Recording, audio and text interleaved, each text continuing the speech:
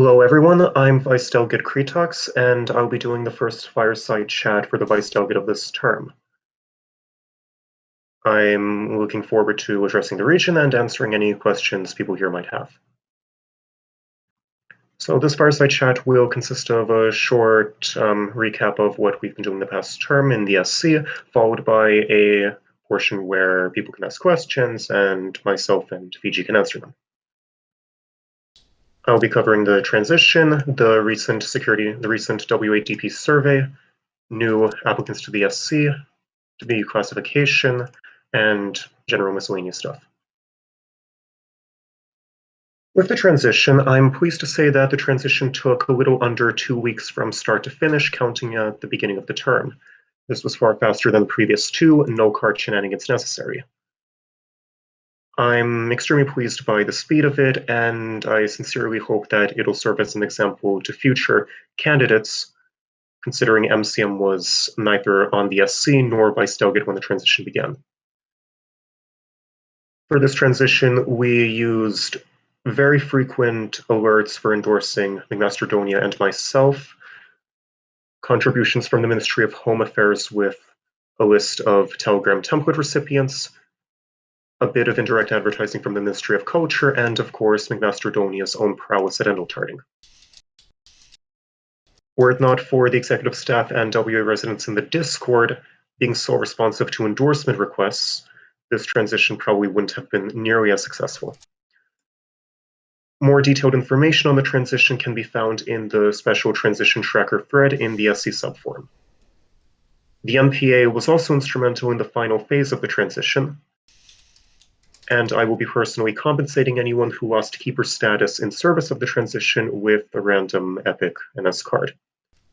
I feel that the biggest point of improvement for future transitions is, firstly, candidates making sure that they're endotarded up to a high enough level when the transition begins. MCM did this extremely well, and I hope it's a trend that will carry into the future. Additionally, establishing a concrete procedure for future transitions, especially when it comes to SCers endotarding, and what the expectation for that is, and at what point they can resume doing so. This should be helpful simply when it comes to ironing out expectations, and so communication is a bit easier. The current gap between McMaster Donia's nation and my own is 19. So the second point I would like to address is the Security Council / World Assembly Development Program survey. This survey was started last term under Vice Delegate Dretton, and it covers aspects of the World Assembly Development Program, which is designed to increase the endorsements of TNP nations through cards and other methods, in addition to public knowledge and opinion of the Security Council. Full results and commentary can be found in the Security Council subforum in its own thread. Overall, I'm happy to say feedback was quite positive on this. The most interesting part to read through was, of course, the responses to the open-ended questions. A good chunk of respondents to these questions reported, firstly, cards not being their sole point of motivation for engaging in the program, and secondly, that certain parts of the program can be made more streamlined or visible. The survey currently contains questions about the SC as well. In the future, I would like to split the survey into a dedicated WADP one and one specifically geared towards the SC. We've also had 3 new applicants to the Security Council, 2 this term and 1 during the previous term, whose application is currently being voted on by the RA. Despite Oracle's departure, the SC will, in all likelihood, be growing in the near future. Rocket Dog, T-Lums, and Dretton are all interesting applicants in their own right, with 2 of them having access to the SC chambers in the past. T-Lums' application, he was nominated by the SC and is currently being discussed in the RA. Grandog's application is currently being voted on in the RA.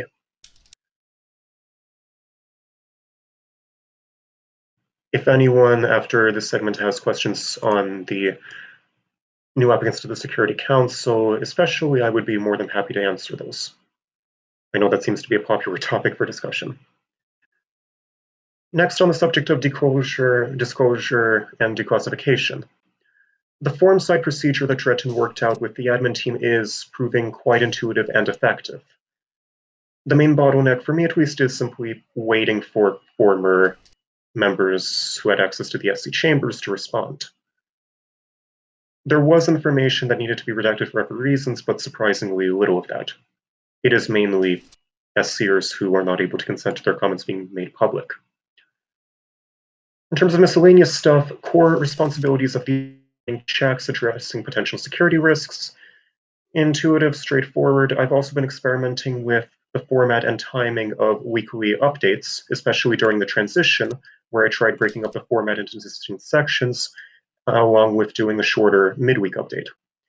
The SC has been immensely helpful in supporting what works and telling me when I'm considering doing something stupid. I'm attempting to remain active on the RMB, as are other SCers. The lowest SCer remains approximately 100 endorsements above the next nation down, and endorsements along with the gap between myself, McMaster Donia, and the third person endorsement-wise is remaining quite consistent. I intend to send my draft of the Northern Star TNS review article, or the first SC review article, to the Minister of Communications BMW Surfer later today. I'm interested in seeing where that goes and if that format proves successful. I also communicated with the Minister of Home Affairs regarding a sort of vice delegate mentoring conversation template for people on the forum who pass the vice delegate citizenship check. The main thing there is ensuring it communicates what it needs to, goes into enough specificity without overlapping too much with HA's existing mentoring templates. I have also maintained an active presence in the executive channels that the delegate has granted me access to and have been contributing there as much as I could. That pretty much wraps up what I wanted to cover. Not nearly as much as what I'm certain the delegate has been dealing with over the past few weeks, but nevertheless, it's been quite interesting to work through.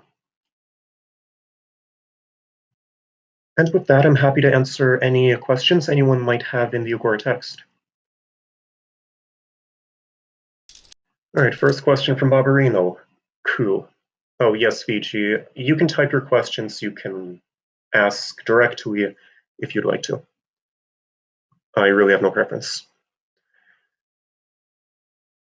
So how do I respond to the coup question? Well, obviously, I'm not considering coup. Yes, you can ask in text. You can feel free to unmute yourself. I honestly don't mind either way.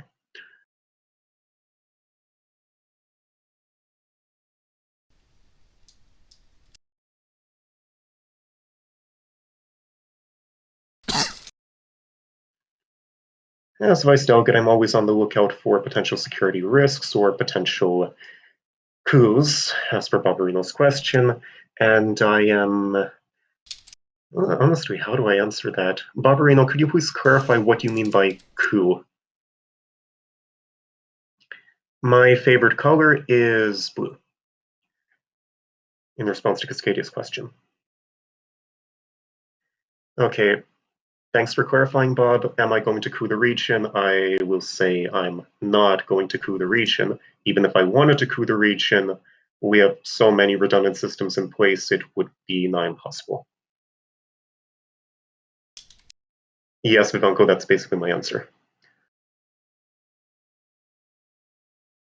What is my opinion on the current TMP-TSP situation if I have one?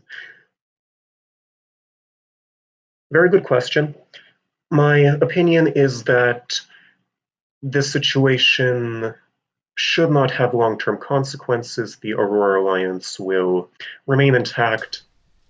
I feel that it was largely a symptom of miscommunication and not quite and shall I say, rushing to conclusions or rushing to demands, leading to a communication issue, taking to NSGP, taking to dispatch statements, especially on the TSP side.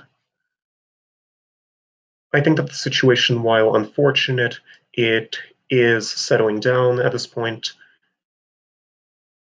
and the incident should not carry long-term repercussions, in all honesty. In my opinion, should there be a maximum size to the Security Council? If no, where do I draw the line and why?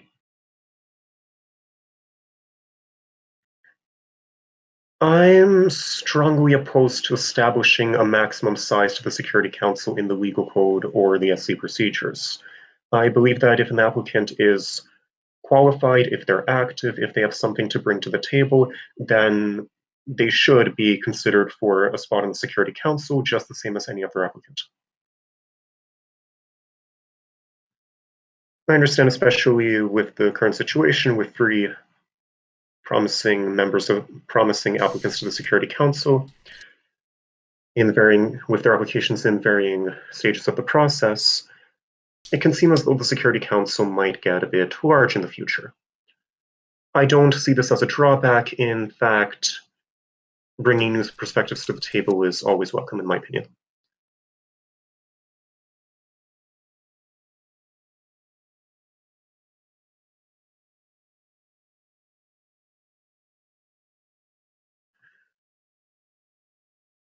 I don't believe there's a set quantitative standard to SC applicants and members. Okay, yes, excellent question. So I believe that SC applicants shouldn't be held to, I believe that the standard, so to speak, that SC applicants and members should be held to cannot easily be quantified. Rather, there are a few categories that I would evaluate an applicant along. Are they able to be trusted with sensitive information, first and foremost? Can they be trusted by current SCers? Can they be trusted by members of the region? Do they have any history of prior government service? Are they a known quantity? If someone brand new just applied a week ago, if someone brand new to the region was in the region for a week and suddenly decided to apply to the SC, assuming they actually meet the minimum requirements, I would say they haven't demonstrated that they can be trusted with sensitive information or that they can be trusted by the region. Known quantities are good here.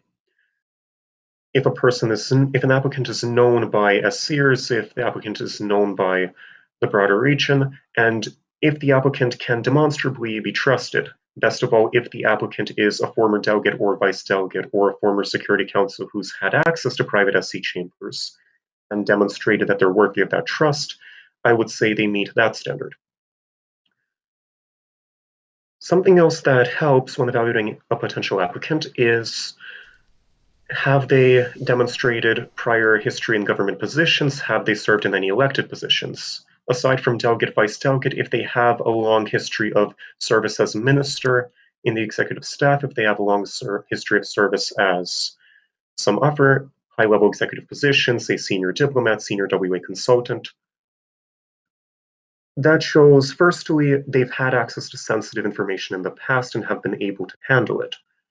That also demonstrates that they're are able of handling internal affairs and that they might be good in an advisory role, say on the SC. There's also the third prong of that is activity. By consistent activity, I really just do mean being consistently active, as in can the Security Council rely on an applicant in times of a crisis, and can said applicant be relied on to be there when they're needed, to be a consistent presence at the table, etc. Vivanko asks, do I trust them? Is this in the context of potentially applying for the Security Council, or is good answer, PG, good answer. Is this just speaking in general, or is this in the context of potentially applying for the Security Council, in which case I would say contact through other avenues?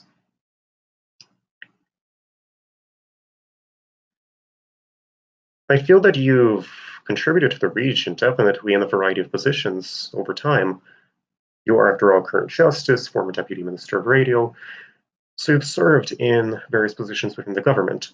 I think that you can be trusted with information. I think that you wouldn't go out of your way to betray the region, if that's what you're asking.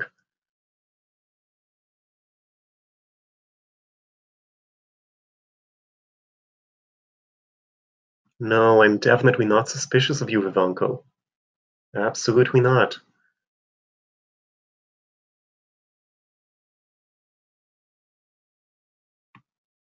Do I believe in redemption? By redemption, I assume you're referring. More questions. Damn it. By redemption, Bob, I assume you're referring to someone who has betrayed the region in some way in terms of applicants. Being redeemed from what? Being redeemed from committing espionage, being redeemed from committing some other sort of crime, just generally being disgraced, generally controversial. I'm just trying to get an idea of what you mean by redemption. What invisible scripts do you prefer? I prefer the best, juiciest, most powerful scripts that anyone has ever seen. If I had to be a script, and I would be the best script, I would be the least visible script. Very powerful, invisible scripts. Anyway, that's my answer to the invisible scripts question.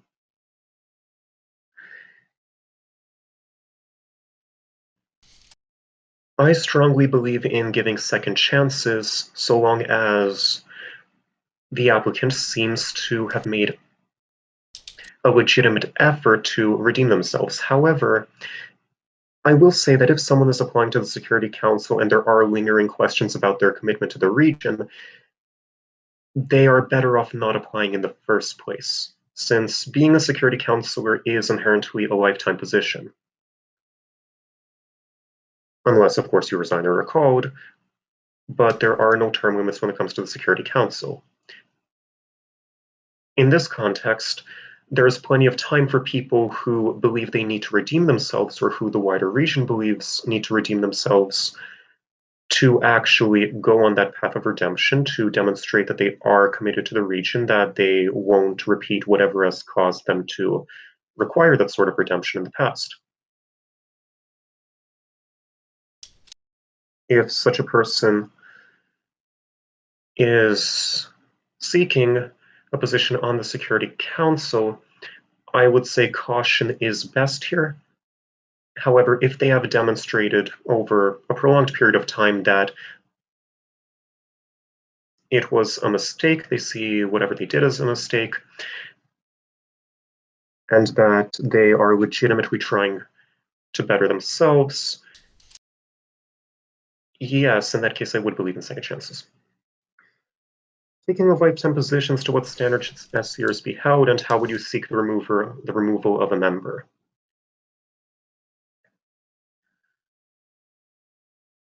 Current security counselors, so long as they aren't actively breaking the law or actively sabotaging security council processes or making a scene that casts a bad light on the security council, so long as they aren't borderline inactive or truly inactive, so long as they remain a consistent voice at the table and demonstrably hold the region above all else, I would say that any calls for removal should be held to the appropriate scrutiny. If a member needs to be removed, I would start off by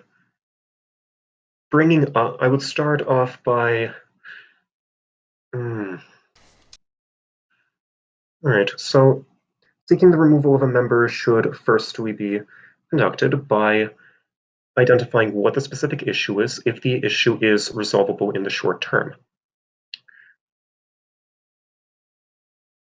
If there is a present consistent issue that isn't easily resolvable, I would bring it up to the wider Security Council. I would collect information, I would see what other SCRs have to say about it.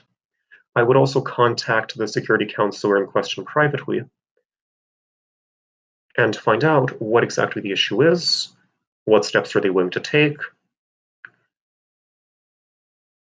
Removal should only be treated as a last resort, whether that be through charges in the court or more likely a recall.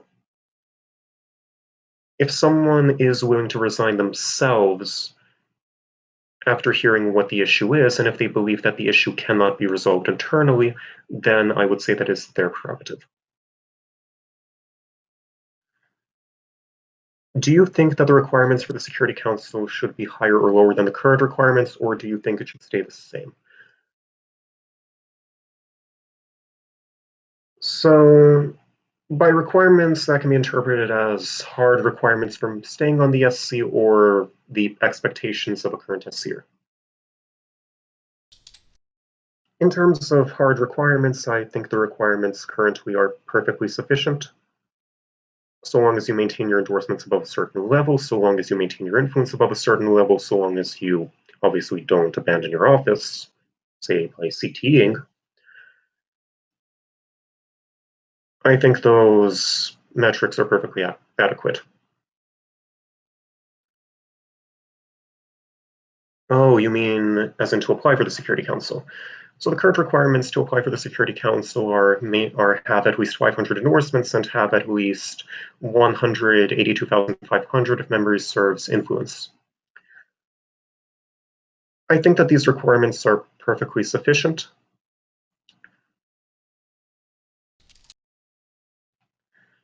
I think that these requirements for applying are entirely adequate as far as hard requirements go. I think that the soft requirements that applicants are evaluated by their trustworthiness, their activity, what positions they've held, etc., mean far more when it comes to a potential applicant. You mentioned you'll be submitting an SC review article to the Ministry of Communications. Is this for TNS? Can you explain what this article will entail and what do you hope to achieve by it? This review article will be for TNS. That's the current regional publication. Well, currently, the Ministry of Communications releases two publications, TNL, the Northern Light, and TNS, the North Star. TNL is more op-ed themed releases, and TNS is more of a road review. This SC review article would fall under the purview of TNS unless if TNS is shaken up in the near future. The article would entail effectively what I covered in the short speech that I gave earlier in this Fireside chat. Citizen, what the SC has been doing over the past month, since TNS is a monthly release, what projects the Security Council and the Vice Delegate are undertaking, any ongoings in terms of transitions, in terms of initiatives, in terms of applications, and a general summary of citizenship checks and any potential issues on that front. I would essentially be taking the Vice Delegates' reports, I would be collating them, summarizing them, fleshing out certain portions of them, adding in some new information.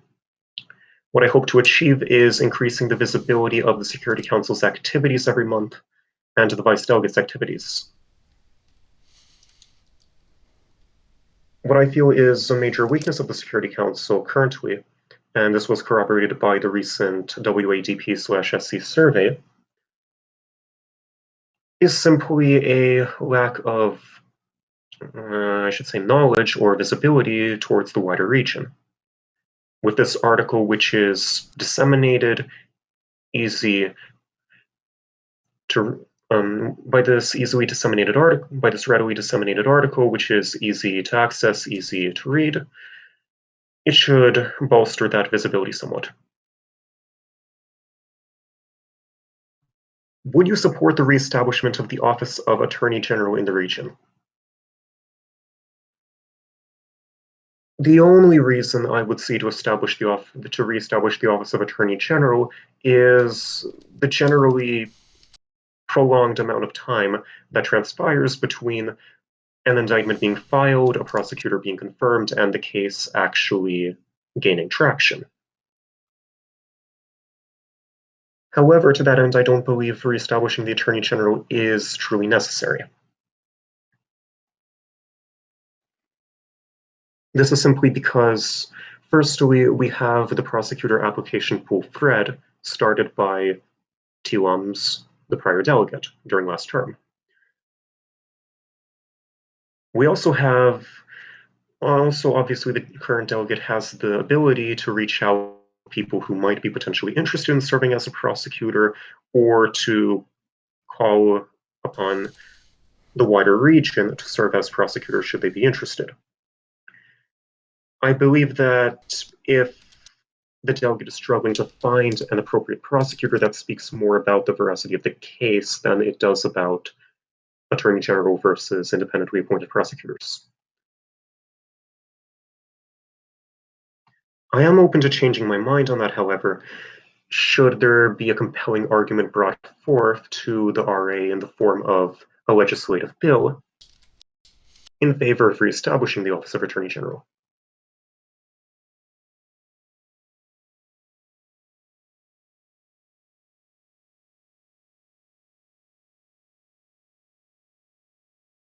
You also mentioned a new Vice Delegate mentorship program and that you'll be working with the Ministry of Home Affairs to make sure it doesn't overlap with existing HA mentorship.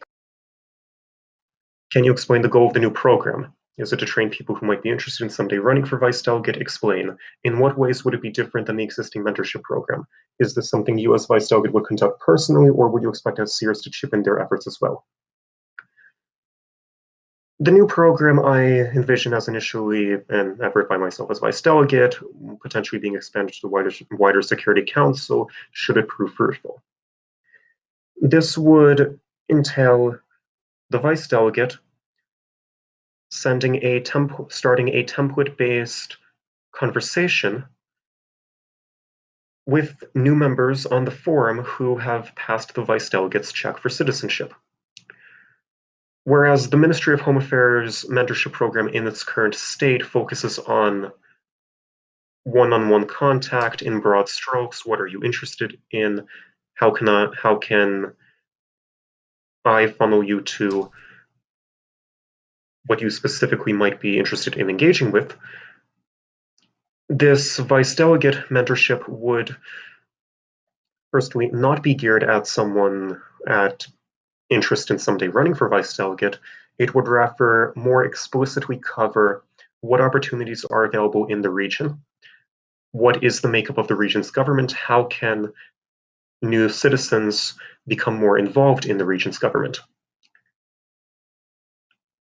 I posted a draft of this in the Security Council thread. I won't be reposting it in this text channel, but the gist of it is covering the executive government, covering the makeup of the government, covering the NPA,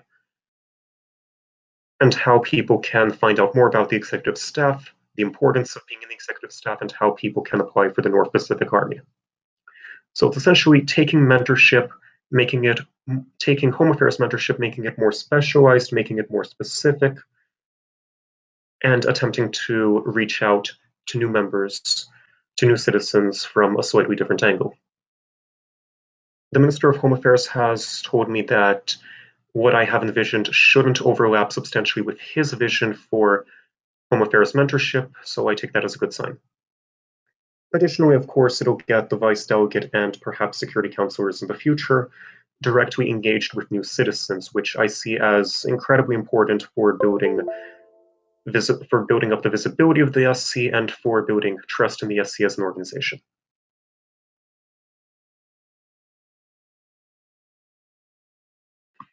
Any further questions? All right, then.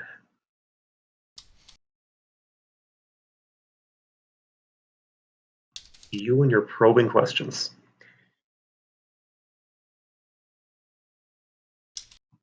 Does no one here have Brendel questions? Huh, that's surprising. To what extent do you contribute in...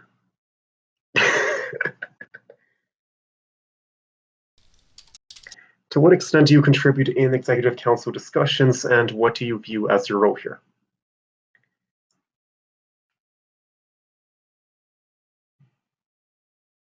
I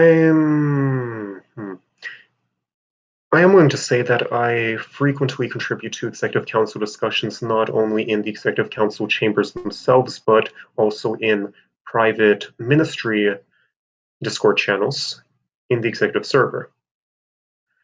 I view my role there as more consultative compared to the role of the delegate,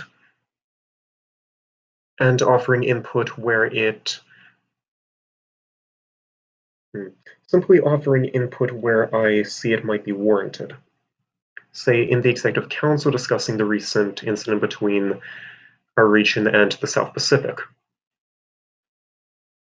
where I might offer input on optics, on phrasing of statements, where I might contribute to discussions on ministry programs and how the Security Council might be involved in said programs. I'm very glad that the current delegate offered me this opportunity by granting me access to the Executive Council chambers, and I hope to continue contributing there. Zoteric sounds like a pharmaceutical. For what is it prescribed? Well, if my voice didn't already give it away, it's prescribed for insomnia. I'm actively trying to put you all to sleep so you'll stop asking me these questions. Do you have a favorite food?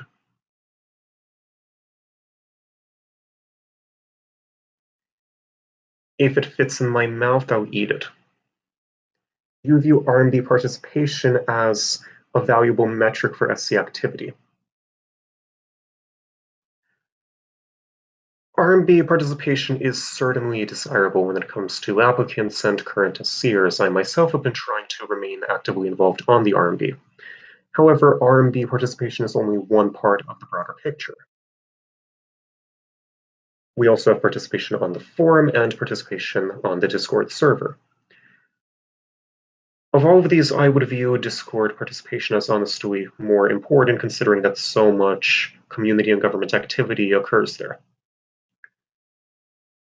I'm not in favor of R&B post quotas for SCers or anything of the sort. I'm not in favor of targets for SCers and hunting down security counselors to make sure they've posted a certain number of times in the R&B every month. I simply see it as something to be encouraged. Do you feel directly responsible for the controversy and imminent, oh, this is a juicy one, imminent RA do you feel directly responsible for the controversy and imminent RA passage of Grande to the SC over the narrow objection of the SC? What was it about this applicant that necessitated SC members changing their votes before a vote closed, which to my reckoning has never happened before? Given you voted for him in the RA vote, what is up with you having voted 3 different ways for this applicant? A lot to unpack here. Very good question. I'm glad someone asked it. And yes, I was asking for it.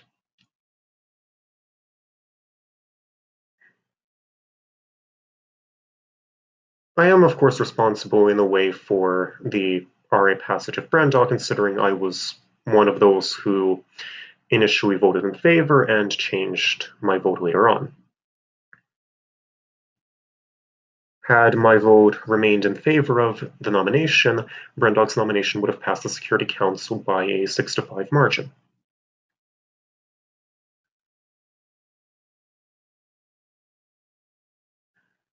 However, I felt justified at the time for voting a certain way, for changing my vote, and now I feel justified for voting the way I did in the RA vote, which was in favor of his confirmation of his appointment to the Security Council.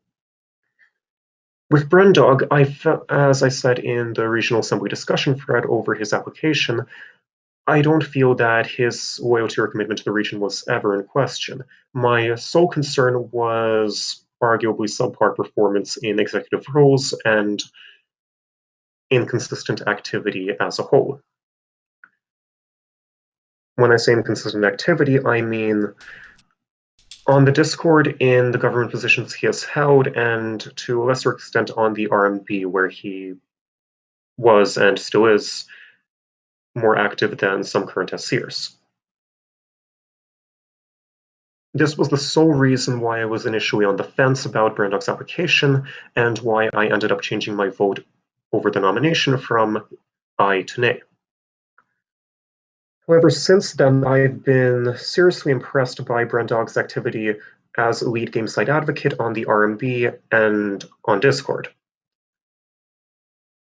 I felt that he has demonstrated he would be available in the event his voice is needed, and that as lead game site advocate, as someone who spends so much of their free time on the RMB, they would bring a unique perspective to the table. With regards to changing my vote before a vote closed, I was on the fence about it. I had the opportunity to change my vote. I ended up taking that opportunity, whether I should have. That's a different question, but I will still stand by my decision to change my vote, even though in hindsight it might not have been the correct one. With the RA vote, as I said, I felt that he had demonstrated improvement in his activity, and I felt that my concerns were sufficiently nullified that I was comfortable voting in favor of him.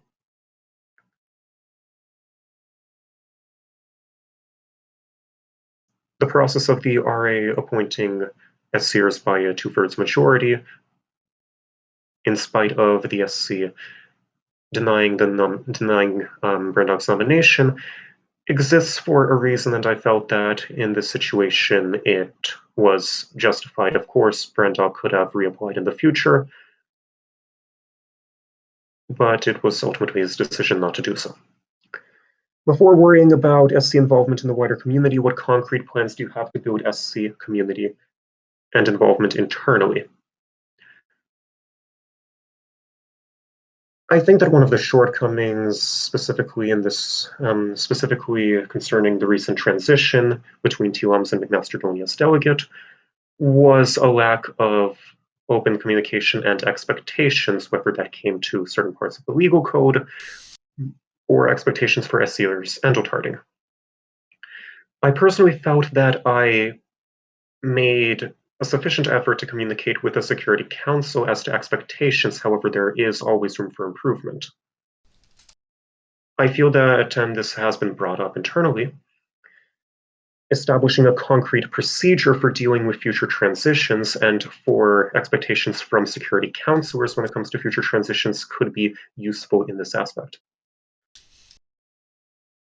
What is your favorite niche board game? Oh, there's so many of them. I'm going to have to ask you to define niche before I answer this very complex question. Something that Fiji or I should know about and or buy for you to play that one of us or both of us have not heard of.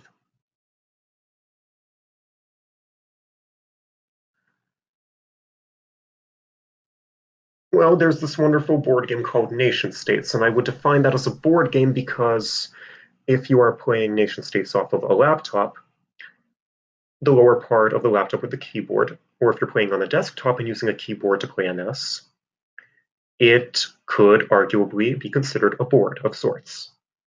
Therefore, NS is my favorite niche board game.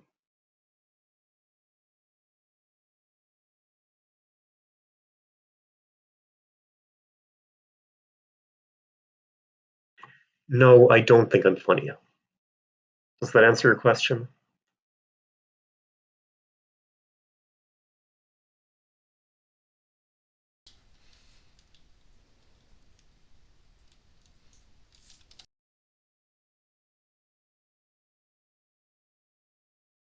Did I not answer yours? My concrete plan for building SC community and involvement internally within the SC is a concrete procedure for future transitions to avoid these communication issues, should they occur in the future.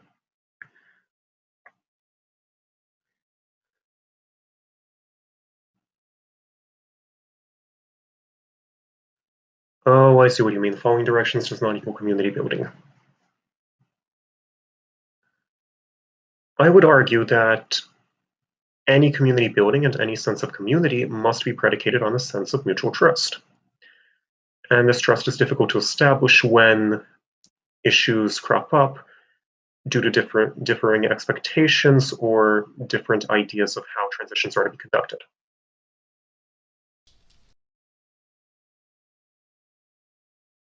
So for the sake of stronger community building within the SC, I feel that a concrete transition plan that we can all agree on would be useful to that end.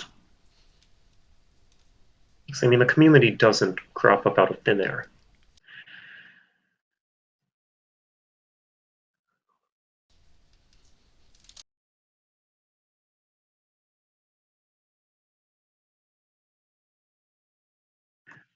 What's your favorite Paradox Grand strategy game? Europa Universalis 4. What is your favorite flavor of ice cream? Whatever happens to be at eye level.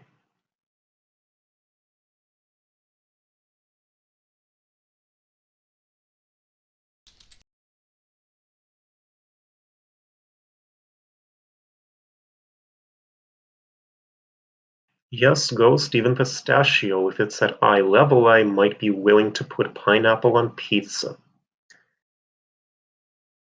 What motivates you to play NS?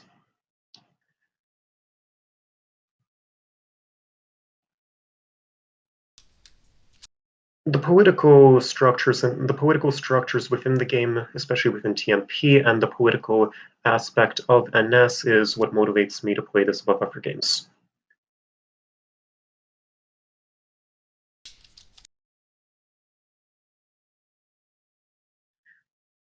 NS is inherently a dated browser game from the early 2000s. It's the communities that have cropped up around this dated browser game that move me to persist in NS. I feel that the community aspect is a far stronger, I think, okay. The community aspect of NS and TMP especially is a far stronger draw to me, and it's what initially got me into the region.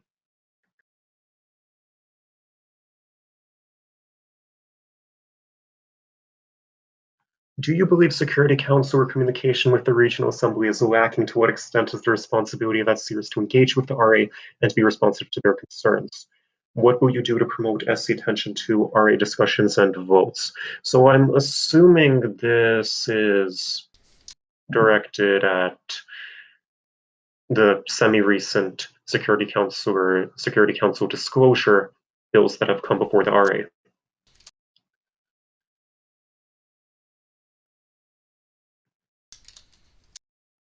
I believe that it's lacking in the sense that if security counselors, just as really all the last 2 years, yes, I can see that. I can feel that. I believe that security counselors are really no different from citizens in this regard, except for the fact that they might be differently impacted by certain bills in the RA. As a citizen, it's really your responsibility to be active and engaged with the RA and to be aware of what bills are passing or being discussed in the RA, since they might affect you as a citizen. I believe that the same goes for security counselors. That if you're a security counselor and you see a bill on disclosure or whatever that might affect you personally, or might affect your job, or might affect the region as a whole, as a matter of fact, you should be aware of the writing of the bill, what its possible effects are, and you should be actively engaging with the process of the bill as any citizen would. If a bill gets to the voting stage and you have no idea what it does, you have complaints that you haven't brought up in discussion over the bill, which tends to take quite some time, I would see that as a personal failure. What will I do to promote SC attention to RA discussions and votes?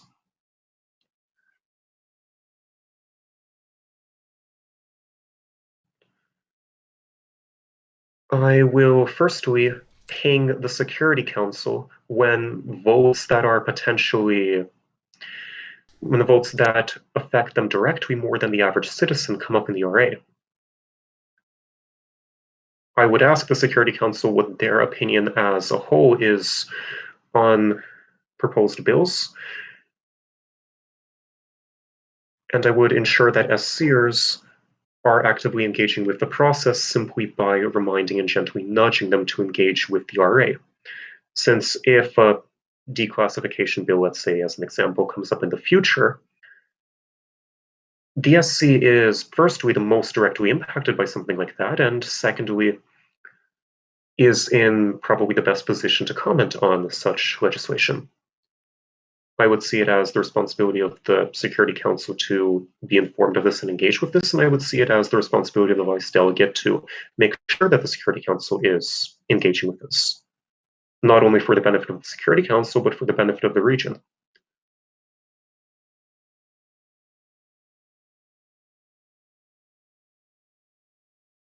How did you come up with your name? Good question.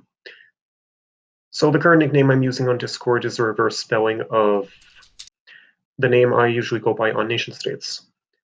I came up with this name that was over 5 years ago at this point. So I can't say what me from 5 years ago was thinking or whether I was in a good mental state at the time, because I have no idea what inspired me to come up with this. Yeah, it's an unsatisfying answer, but I legitimately don't remember.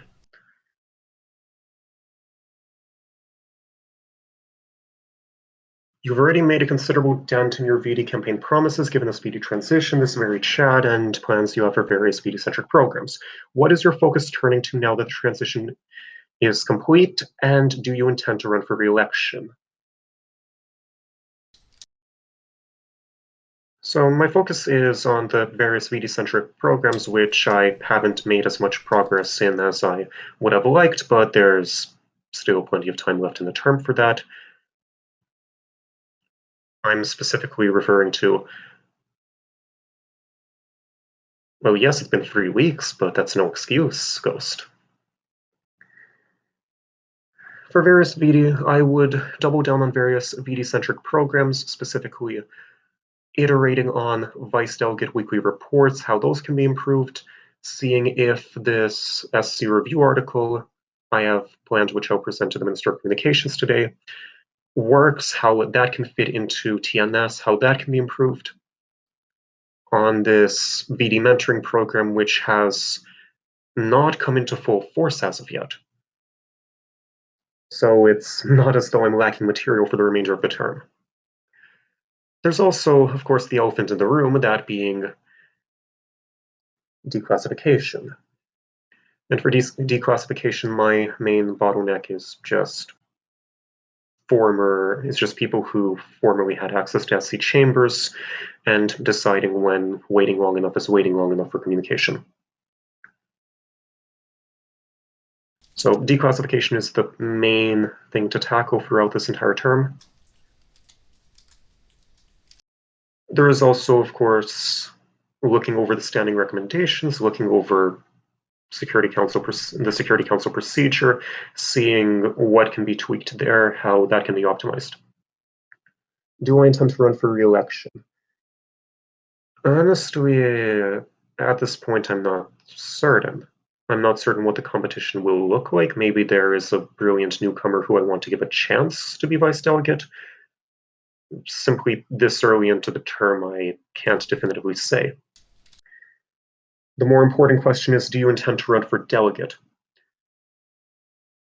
I think that depends a lot on what the spread of candidates looks like and whether Nick Mastradalia intends to run for re-election come May. I can't predict the future in 3.5 months with any degree of certainty, otherwise I wouldn't be wasting my time here, I'd be getting rich off the stock market. But definitely, in the future, I would love to run for delegate. I would love to give it my all. I think I could bring a lot to the table, but that's in the future. It'll be when it comes down to it.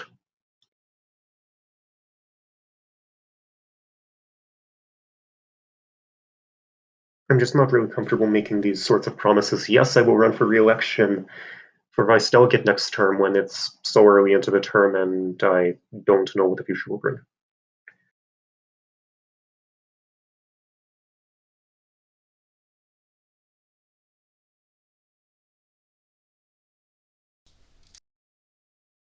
Does anyone have any more questions? Am I going to banject Gladio? I'm not currently in a position to banject Gladio unless the sitting delegate seeks an RA exception to grant me border control powers. If Gladio meets the legal requirements for being lawfully banjected from the region, and if I'm in the position to be the one banjecting him, and if banjection is the best option, then yes, I would ban checked gladio similar to any citizen. But there are so many legal options that should be exhausted before resorting to banjection. Who is your favorite NPA general? I believe that I think it's unfair to say who my favorite NPA general is, since I believe NPA High Command works best when it can work together and when outsiders aren't playing clear favorites that might disrupt the process. Do I think that Bob's question is dumb? No, I don't think Bob's question is dumb. I think Bob is dumb.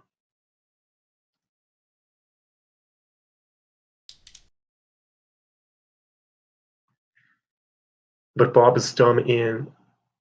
Yes, I think we can wrap it up. But Bob is dumb in a very hilarious, gratifying, and competent way, so he is worth keeping around. There, I dodged a bullet. Okay, if no one has any further questions, I'm willing to wrap this up.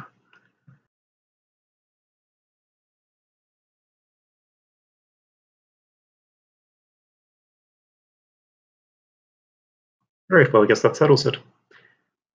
Thank you to everyone who asked questions and everyone who attended, and thank you to anyone who might be tuning in later to listen. Thank you to Fiji for being willing to record this and sit through me digging in my own grave.